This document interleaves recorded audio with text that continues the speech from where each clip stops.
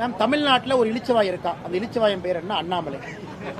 ஏன் அண்ணாமலை இளிச்சவாய் அண்ணாமலைன்னா, எம்எல்ஏ கிடையாது, எம்பி கிடையாது, பஞ்சாயத்து தலைவர் கிடையாது, மக்களுடைய வரி பணத்தில் ₹1 எனக்கு சம்பளம் கிடையாது. ஆனால் வருஷம் நான் பேங்க் அக்கௌண்ட் ஸ்டேட்மெண்ட்டை ரிலீஸ் பண்ணுவேன். இங்கே பாருங்க, 10 வருஷம் பேங்க் அக்கௌண்ட்டை பார்த்துக்குங்க, எல்லாத்தையும் பார்த்துக்குங்க, ஸ்விக்கி ஜொமேட்டோ என்னென்ன வாங்கியிருக்கேன்னு பாருங்க. அது ஒரு பக்கம். நான் சொந்தமாக நான் சம்பாரிச்சு ஒரு விவசாய நிலம் வாங்கினாலும் நான் மட்டும் எக்ஸ்பிளனேஷன் கொடுக்கணும். இன்னைக்கு நீங்க ஆர்டிஐல போட்டவே தெரியும் சகோதரி அவர்களே, என்னுடைய பட்டான் என்ன உங்களுக்கு தெரியும், நான் அதை மறுக்கல. சந்தை மதிப்பை விட மார்க்கெட் ரேட் என்ன இருக்கோ அதை விட அதிகமான ரேட்டுக்கு அந்த லேண்டை அதிகாரப்பூர்வமாக வாங்கியிருக்கோம். அரசுக்கு வரியும் கட்டியிருக்கோம். எதற்கு? இயற்கை விவசாயம் செய்ய வேண்டும் என்கின்ற ஒற்றை நோக்கம். அடுத்த 5 வருஷம் நீங்க என்னை பார்க்கத்தான் போறீங்க, விவசாயம் பண்றேன்னா விவசாயம் பண்ணலையான்னு, இயற்கை விவசாயம் இருக்கிறனால. ஆனால் இன்னைக்கு தமிழ்நாட்டில் நான் ஒரு அரசியல்வாதி தான் உண்மையை சொல்ல வேண்டும் என்றால், மக்களுடைய வரி பணத்தில் ₹1 வாங்காம, ₹1 மக்களுடைய வரி பணத்தில் சம்பளமா வாங்காம, நான் மட்டும் 6 மாசத்துக்கு ஒருக்கா என்னை பாருங்க இதான் செய்யறேன், என்னை பாருங்க இதான் செய்யறேன். அதனால இளிச்சவாயினால நான் என்னங்க? இதுல எதிர்கட்சி நண்பர்கள் எல்லாம் சொல்றாங்க, அண்ணே அப்ப நீ லேண்ட் வாங்கியிருக்கிற, யாரு பணம் கொடுத்தா? ஏன் நான் சம்பாதிச்சேன், நான் சம்பாதிக்க கூடாதா? நான் இருக்கின்றேன், மனைவி இருக்கிறாங்க, குடும்பம் இருக்கிறாங்க, நாங்களாம் ரோட்ல சும்மாவா உட்கார்ந்து இருக்கிறோம்? எங்களுக்குன்னு வேலை இருக்கு, செஞ்சுக்கிட்டு இருக்கிறோம், மக்கள் பணியை செய்யறோம், அரசியல் செஞ்சுக்கிட்டு இருக்கோம். இருந்தும் எதற்காக வெளிப்படையா நான் இருக்கேன்னா, நம்ம நம்பி இருப்பவர்கள் புரிந்து கொள்ள வேண்டும் நான் என்ன செய்யறேன். அரசியலும் பண்றாரு, இந்த வேலையும் செய்யறாரு. அப்பப்ப குறிப்புகள் கொடுக்கறேன். இன்னைக்கு திமுக இருக்கு, டிவிஎஸ்சி இருக்கு, அவங்க கையில ரெவென்யூ டிபார்ட்மெண்ட் இருக்கு, அவங்க கையில தாசில்தார் இருக்கிறாங்க. சோதனை பண்ண சொல்லுங்க.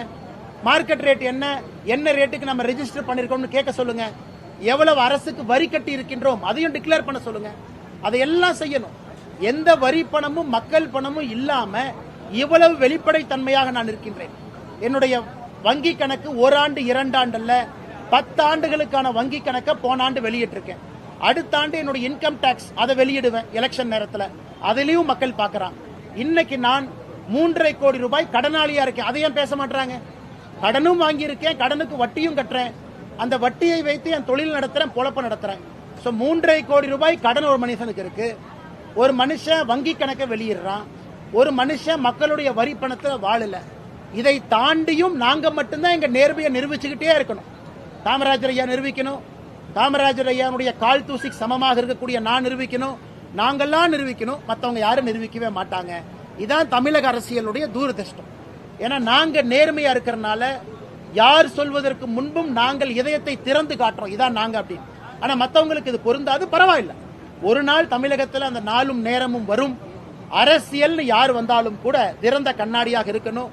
நாங்க இன்னைக்கு திறந்த கண்ணாடியா இருக்கோம். இதே மக்களுடைய வரி பணத்துல சம்பளமாக நாங்கள் வாங்கும் பொழுது இதை விட 100 மடங்கு இன்னும் வெளிப்படையாக இருப்போம். அது தமிழகத்தினுடைய அரசியல் ஒரு புரட்சியாக இருக்கும். அந்த காலம் வரும் பொழுது நாங்கள் செய்து காட்டுவோம்.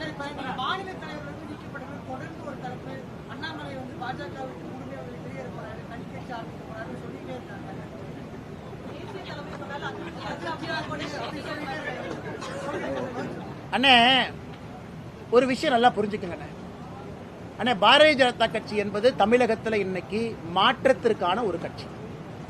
இந்த கட்சினாலதான் மாற்றம் கொடுக்க முடியும் என்று நம்பி பல்லாயிரக்கணக்கான தொண்டர்கள், இளைஞர்கள் இந்த கட்சியில் இருக்காங்க. நானும் அதில் ஒருத்தன். காரணம், பாரத பிரதமர் நரேந்திர மோடி அவர்கள் என்கின்ற ஒற்றை மனிதன். அந்த மனிதன் இருக்கிறனால இந்த கட்சி எப்பொழுதுமே மாற்றத்தை நோக்கி இருக்கும். இல்லத்தில் இருக்கிற டெங்கு காய்ச்சல் என்னை பார்க்கறதுக்கு BL சந்தோஷ் அவர்கள் இல்லத்துல எங்கிட்ட வந்து பார்த்துட்டு ஒரு காஃபி சாப்பிட்டு, தம்பி நல்லா இருக்கியா அப்படின்னு கேட்டுட்டு போனா உடனே செய்தி போடுறீங்க, அண்ணாமலை அதிருப்தி, BL சந்தோஷ் இல்லத்துக்கு போய் கூட்டிட்டு வந்தாங்க. அடுத்து ஒரு கட்சியினுடைய 2-3 நிகழ்வுகள் வேற இடத்துக்கு நான் போகணும் அப்படின்னா இந்த நிகழ்ச்சிக்கு வரல, அதிருப்தி. அண்ணா இன்னைக்கு எனக்கு ஒரு சந்தோஷம் என்னன்னா, கட்சியினுடைய வேலைப்பளு என் மீது குறைவாக இருக்கு. அதனாலதான் இயற்கை விவசாயம் இதெல்லாம் பண்ண முடியுது. இல்லாட்டி நான் எப்படி இந்த வேலையெல்லாம் செய்வேன்? அதனால எனக்கு இந்த நேரம் தேவைப்படுகிறது. கட்சி வேலையும் செய்யணும், அதே நேரத்தில் என்னுடைய தனிப்பட்ட ஆசை ஒரு இயற்கை விவசாயமா இருக்கட்டும், ஒரு சிறு நிறுவனம் ஆரம்பித்து புதுசா ஸ்டார்ட் அப், எப்படி அண்ணன் ஆட்டோக்கெல்லாம் பணம் கொடுத்த மாதிரி எனக்கும் அது போல சிறு குறு தொழில் செய்வங்களுக்கு ஒரு ஆரம்பகால கடன் கொடுக்க வேண்டும் என்கின்ற ஆசை. அதற்கான வேலையில் இருக்கேன். ஏன்னா அவங்க தான் முதலாளிகளாக வந்தால்தான் வேலை வாய்ப்பு உருவாக்க முடியும். அதனால் முழு நேர அரசியல்வாதி என்பதிலிருந்து கட்சி கூப்பிடும் பொழுது, கட்சிக்கு நேரம் கொடுக்கும் பொழுது நேரம், அதை தாண்டி என்னுடைய தனிப்பட்ட விஷயங்களுக்கும் நேரம் கொடுக்கிறேன். சந்தோஷமா இருக்கிறேன், நிம்மதியா இருக்கிறேன். அதனால் ஆப்பிளையும் ஆரஞ்சையும் மாம்பழத்தையும் எல்லாத்தையும் சேர்த்து கலந்து ஒரு ஜூஸ் அடிச்சு புதுசா அந்த ஜூஸை விற்க வேண்டாம். நான் பாரதிய ஜனதா கட்சியில தொண்டனாக பெருமையோடு பயணித்துக் கொண்டிருக்கிறேன்.